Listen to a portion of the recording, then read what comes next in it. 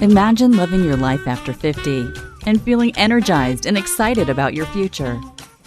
Welcome to the Women in the Middle podcast, the podcast for women who are ready to figure out what they want and create the life they deserve. Here's your host and master certified life coach, Suzy Rosenstein. Hey there, welcome back to the podcast, Women in the Middle. I'm your host, Suzy Rosenstein, and I'm so glad to be here with you again for this week's episode, which is all about retraining your brain to think on purpose in midlife. You know how I'm always talking about regret-proofing your life, right? Well, my friend, this is how you do it. It's shifting from just winging it with your thoughts to being more intentional about the effect of your thinking. And I have to tell you, on a personal note, even with me, every time I see myself making progress in this area, I also see that there's more work to do. I'm just coming off a really busy month or so, actually about 6 weeks of just a little bit too much going on. 3 trips out of town with flights and 2 speaking gigs, the Jewish holidays, Thanksgiving, and closing the family cottage. Everything was amazing, but I have to say it completely wiped me out and I felt a little chaotic. Also, with everything that I was juggling, I really don't like that feeling. And on top of all of this, my office is upside down right now, and I'm in the middle of a big reorganization. The furniture is switched around and placed where I want it to be, but a lot of stuff is displaced on the road to making it all much better, which will be finished by the end of the month. So, like I said, it's all good, but I am really appreciating a stretch of time now with nothing out of the ordinary planned. Just life at home, which is plenty busy enough. Kind of reminds me of how my mom appreciates doing nothing now that she's retired. Nothing is in quotes. The more boring, the better. And I really want to share with you all of this stuff because life coaches are people too. We're human and we're working on stuff too. And I'm also working on today's topic. I really want you to know that. This idea of thinking on purpose, it is everything, and it's a skill that you have to learn and practice. So if this is the first time you're listening, I want to welcome you. I'm so glad you're here.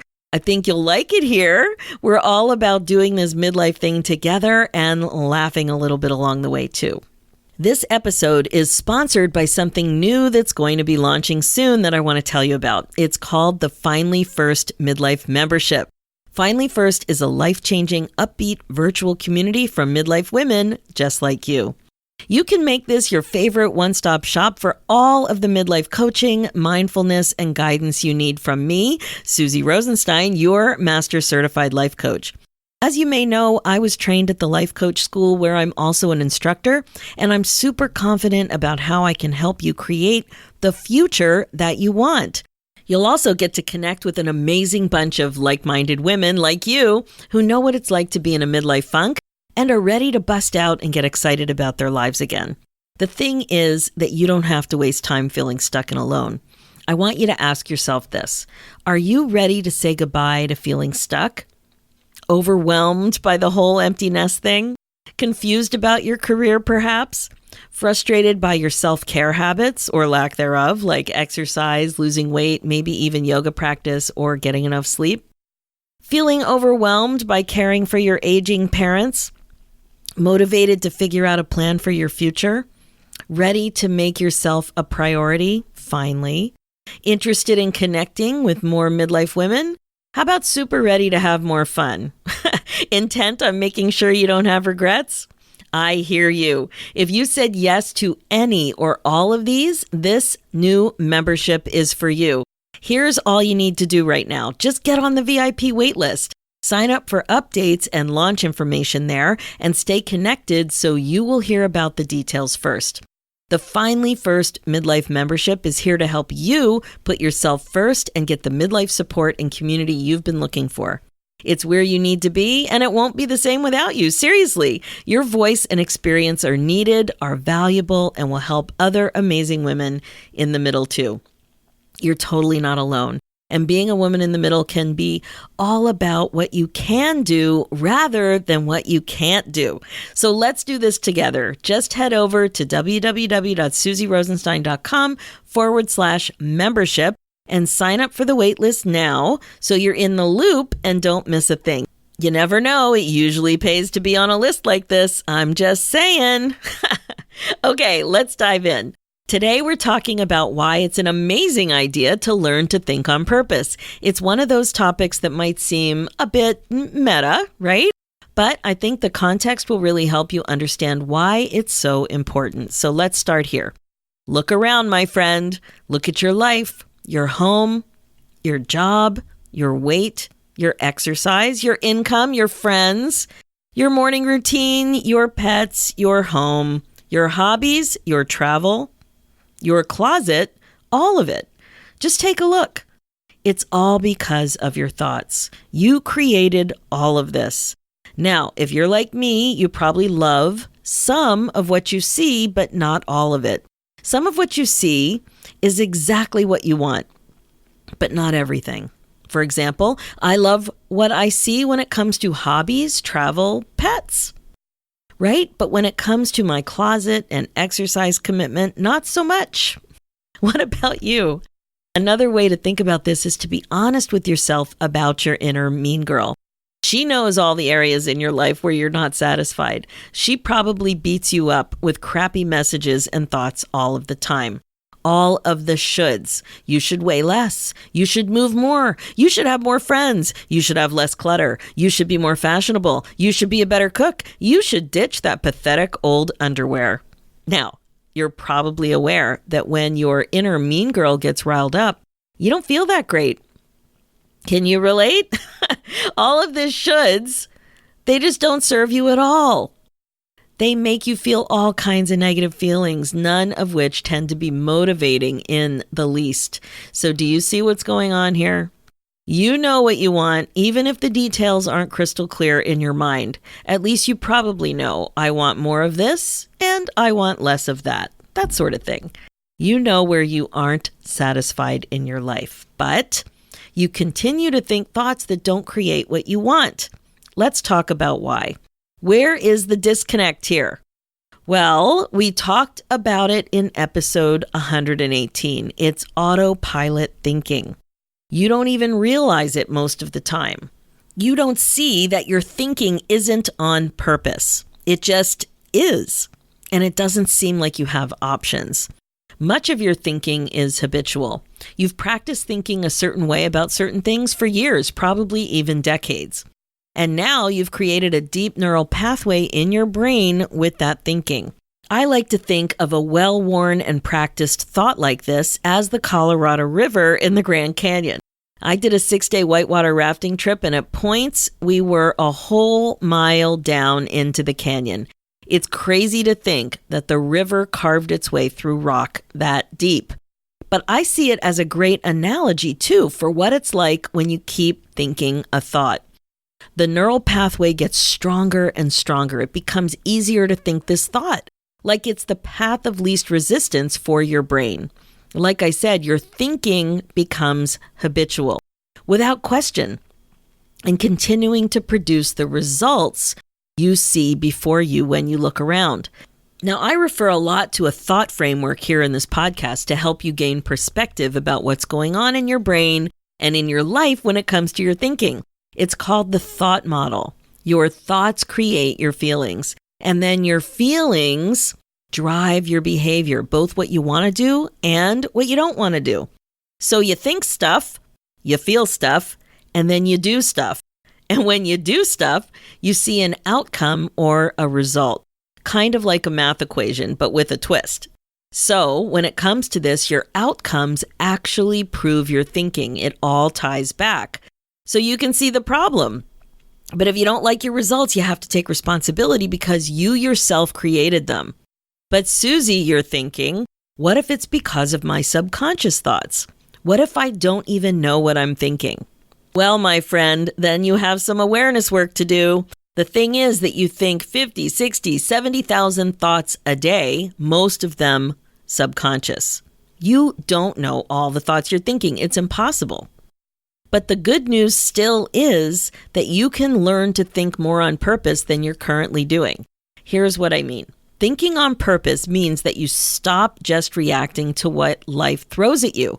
You become more intentional with your thinking. It becomes easier to do this because with intentional thinking comes intentional feeling and intentional doing. You take responsibility for your life in a deep, meaningful way. Yep. This means that you stop blaming other people and situations and own your results. Here's why you should get on this bandwagon. Thinking on purpose decreases the likelihood that you will have regrets. This is what regret proofing means. That what you're doing is within your power to ensure you won't have regrets. You do things on purpose to make sure that you don't have regrets. You really think about it. And like I said, it starts with the thoughts that you're actually thinking. Thinking on purpose also means that you care about your dreams and know that it will bring you closer to your dreams. It's taking action even though it starts with thinking on purpose, which is an action you're taking in your brain, really, right? Thinking on purpose also puts you in the driver's seat of your life. When you believe that thoughts are just willy-nilly and life just happens to you, it's harder to get behind the wheel. But when you know that it all starts with your thinking, it's easier to grab the steering wheel with gusto. It also helps you step on the gas and take the next step forward. Thinking on purpose can also be empowering. Yes, you have to take more responsibility, but wow, you can take more responsibility for your emotional well-being. Who better to do this than you? Who else should be in charge of this? Right? When you're relying on other people to make you happy, you have no control. You're basically giving your power away. So this idea is that you should be in charge of this, and you can. You can take more responsibility for it. Thinking on purpose also helps you maximize your time. We talked about the concept of time in Midlife in episode 119, and I know it's on your mind a lot. So here's a surefire way to waste less of it. And again, it's good news because you are in charge. Here's a great one. It helps you live more in alignment with your truest self. Now, I know that's a coachy mouthful, but really think about it. I hear this all the time. There's a disconnect. I don't know who I am anymore. I know there's more out there for me, and on and on. This is what I'm talking about with the word alignment. You're in sync. What you're doing matches what you want. You close the gap when you think on purpose. Thinking on purpose is also the first step toward growing forward. If you're stagnant, you're not growing. If you feel stuck, you're not growing. This is what I'm talking about. It's grow time, and this is the first step. Thinking on purpose is you supervising your brain. You just can't trust what's going on up there, my friends. You've seen the result. It's autopilot thinking. It's inner mean girl city. It's thinking thoughts that keep you stuck. It's staying in these thought loops and spinning out. It is not moving forward. So I think you're getting the hang of the importance of thinking on purpose. The bottom line is that it's essential to putting yourself first, and it's a skill that you can learn. It is not going to be quick, though, and you'll have to be onto yourself on the regular, but you can totally do it. I know you can. So here are the 5 key steps to retraining your brain to think on purpose. Number 1, notice your thoughts.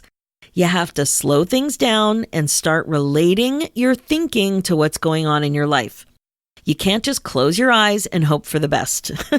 You owe it to yourself to look for your thoughts, to catch your thoughts, to notice your thinking. Number 2, start noticing facts as they relate to your thoughts. Now, what this means is that there's a difference between things that are actually facts and what you make them mean. For example, there are things that happen, things that are said, things that are written, and other circumstances in your life that are just actual facts. They're black and white. So 10 people in a room would all agree on facts. They can be proven. They're not subjective.